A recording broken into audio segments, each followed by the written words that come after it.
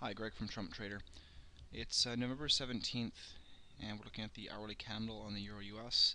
I just wanted to have a little discussion about support and resistance and trend lines. Um, I like to really stress these two things just because they're very important, and you could just use these two tools to trade Forex successfully. And one thing I want to discuss is this congestion here. This congestion was basically at the top of a 4-hour trend line I had drawn on my blog, and it was at the top of it. So what I was saying, I mentioned yesterday that I wanted the price to close above 5,000 on the hourly candle, and that didn't happen. The only thing that actually did happen was the news that was out when Bernanke was speaking. Um, the price shot down and shot back up above, and then it came back down right away. So I don't really count those two candles, these basically these three on the hourly here. Um, but you can see that the price got rejected legitimately. And if I didn't see any more buyers past 5,000, then I kind of was looking for a shorting opportunity. Excuse me.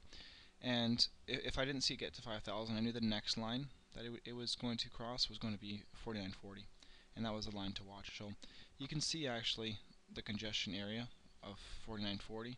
It does have some significance. So that was the price I was looking for it to close below, and it did. So obviously there was a huge on this hourly candle here, closed really hard below it here, and it continued down. And the next site, support resistance line site, is the 49.20, and this is pretty significant. You can see that we have some respect here and here, and so far here. So we're going to see how the price reacts to that. Either it's going to bounce off of it, or it's going to close below it. If it does close below it, we're getting close to our daily bottom trend line, so we need to be wary of that. So what I like to do is when the price doesn't actually get past a certain point, um, I like to figure out ways to get involved in a trade, and that's where trend lines come in. And I've mentioned before that trend lines are kind of a way to guide the price to a certain point, and those are usually like support and resistance lines or Fibonacci or whatever.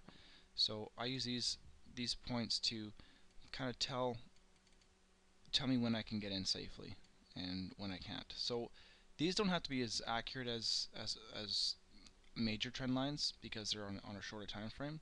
They just give you an idea as to like how to get in, when to get in. So unfortunately, I wasn't awake at this time, but because I like to draw trend lines with 2 points, and these may be proven or not, but you can put in a very tight stop loss if it came to this point, and put in a 10 or 15 pip stop loss, and put in a short here. So I don't like to make a move unless I see two proven trend lines or two proven points on a trend line, and then I'll put in a short here. And then once the price gets to where it needs to go, then the channel is pretty much done. So you can see that this channel actually is somewhat respected by the here, here, here, and here. So this trend line was used to get to this price to 48.20.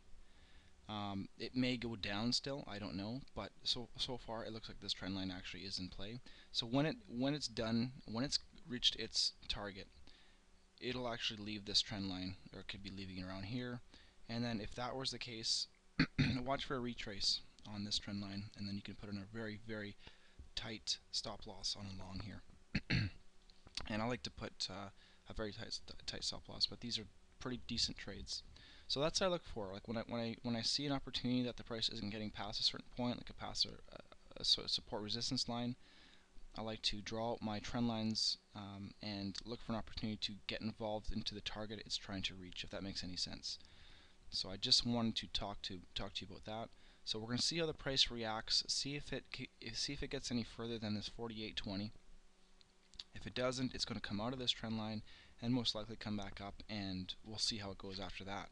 But that's why I kind of like to enter trades. So I'd like to enter down, put a short here, and even a long here, stop loss below, and see how it reacts to the support resistance horizontal. If it leaves the channel and comes back on a retrace, I'd put in a long. That's how I kind of see the trades, and those usually work pretty well because you can control your risk. Anyways, that's something I wanted to discuss, so I hope you enjoyed. See you next time.